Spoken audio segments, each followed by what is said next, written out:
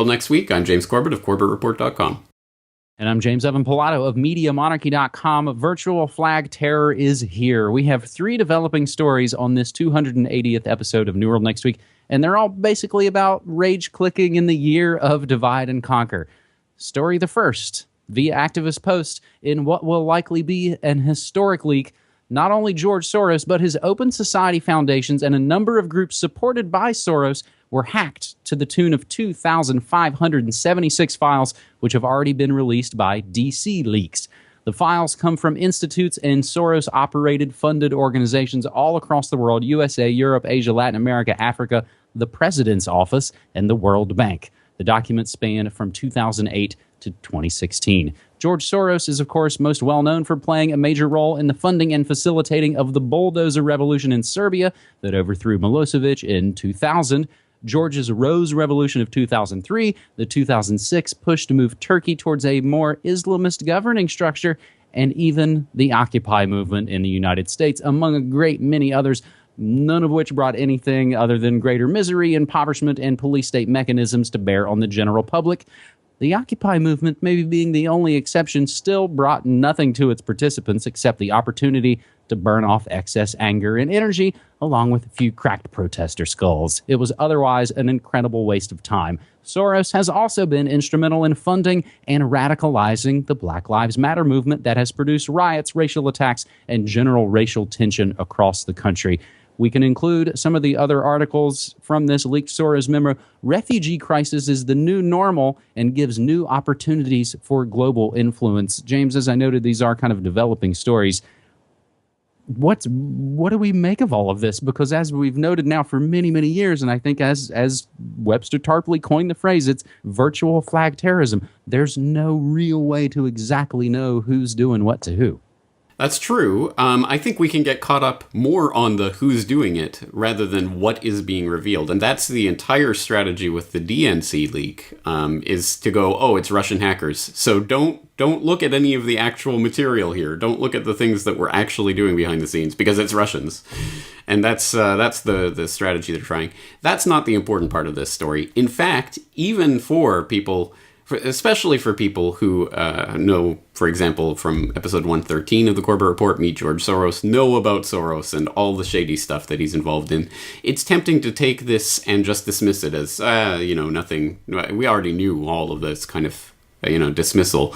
I think it's more important than that. The point here is that it is 100% open and established that people like Soros and groups like the Open Society Foundation are pulling strings and are pushing levers and trying to get you to react with rage, trying to pit you against your neighbor, trying to make you hate, that person down the street, rather than looking at people like the Soroses of the world. The question is, how are you going to respond to that? Are you going to play into that? Are you going to get into the rage cycle of the damn refugees and Black Lives Matter protesters and those are the enemies? No, the enemies are the ones who are making this happen at the top. That is what we have to keep in mind. And the only way to win their rigged game is not to play it. Do not give in to the dissension and the strife, because they want you rioting on the streets. They want the rage. They grow in power with the rage. So don't give into it. Do not give them that. Instead, focus your energy against the Soroses and his ilk. Those are the real enemies. And I think a lot of this rage, and again, it doesn't kind of turn on overnight. It's a slow kind of building thing. A lot of it has been built by, I think, the cognitive dissonance, that hurt in your stomach from trying to make sense of looking around at a world that does not really make sense anymore. The stories don't make sense, even from a logical, like beginning, middle, and end kind of story structure kind of way. And I think that's led to a lot of what we're seeing. So there's a comment, and again, everything we say and play will be included in the show notes down below. So please follow that and do more research and comment and share. And that's how, again, we kind of learn our way forward, like our buddy Richard Grove says. But I think where a lot of this comes from is none of it makes sense, and everything does seem so crazy. There's a comment on the activist post story about hack proofs, dissident groups, and movements funded by Forrest that kind of notes we're in the twilight zone. We're in a strange spot where Soros funds the legalization of marijuana, which is ultimately a massive peaceful movement, and then he funds violent movements as well. It's all these things that don't seem to make sense, which gets at the fundamental part, I think, James, of they fund both sides. That's a pithy, small way to put it, but that's really what's going on. They fund both sides to kind of foment their order out of that chaos. So things are really kind of crazy here in the States right now. Cities quite literally on fire, and America's next top president can't stand up for falling down.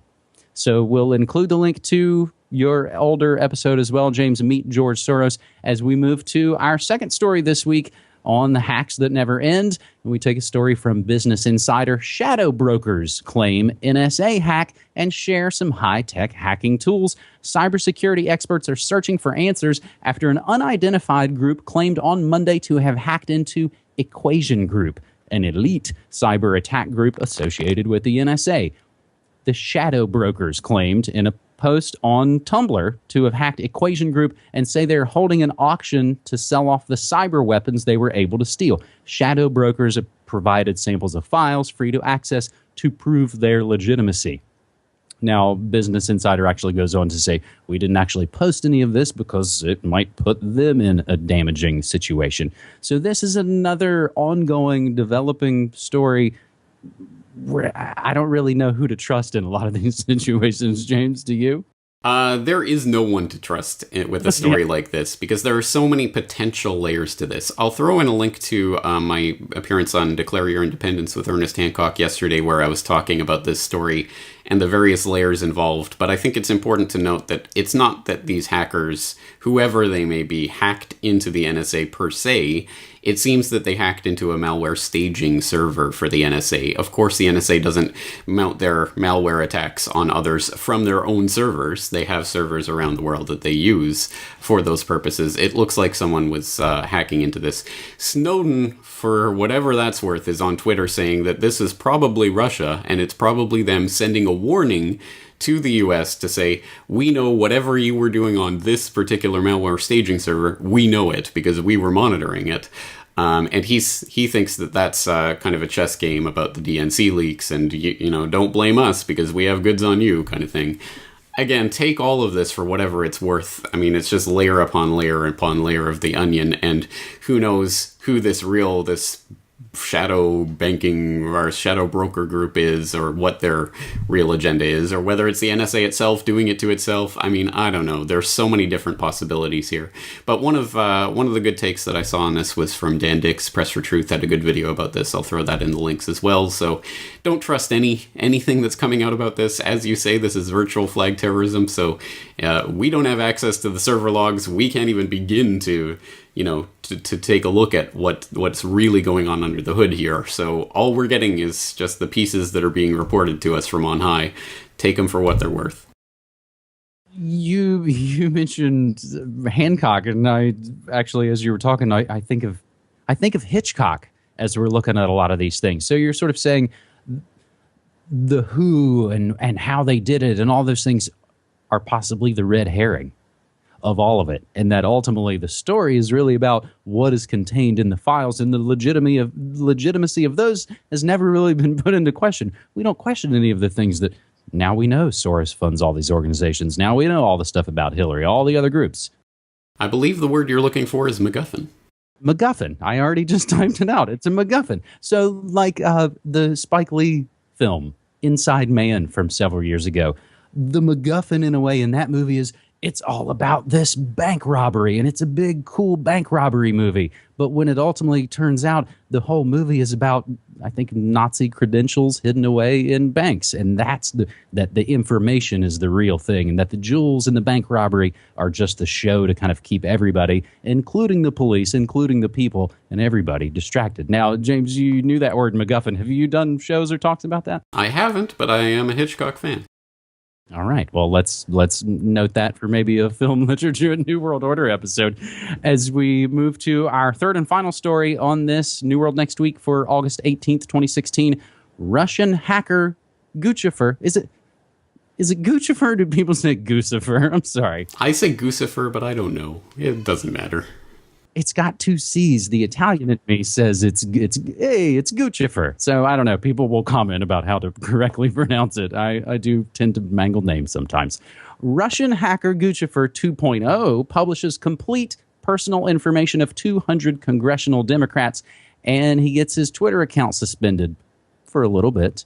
The Twitter account of Guccifer 2.0, the hacker who claimed responsibility for leaking a trove of Democratic National Committee documents, was suspended less than 24 hours after dumping fresh DNC data. Last Friday, the hacker wrote a blog post taking credit for a fresh leak from the Democratic Congressional Campaign Committee. That's the DCCC link, so you need kind of a spreadsheet to follow along.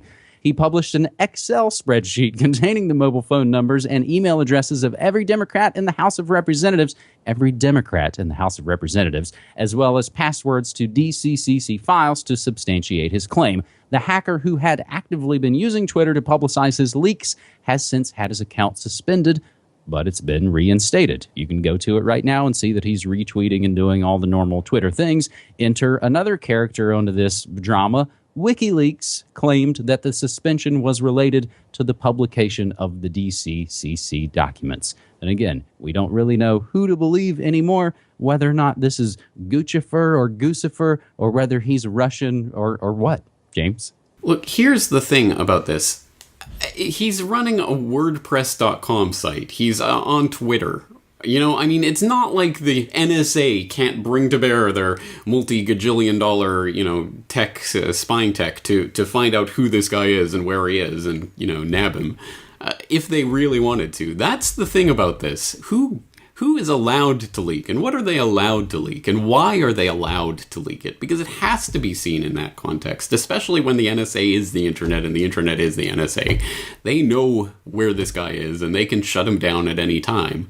And clearly, like Twitter, they shut him down for a little while, but okay, you can keep going, keep leaking.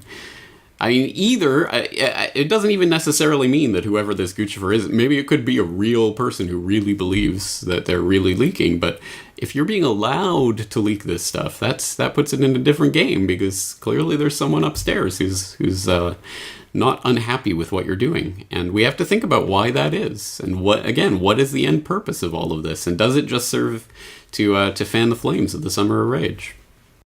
It definitely does that, and that's I think a thing to remember sort of too. In the gaming world and all those certain areas, you hear those stories about swatting, about sending SWAT teams to someone's house on false pretenses. The people who do that are busted immediately.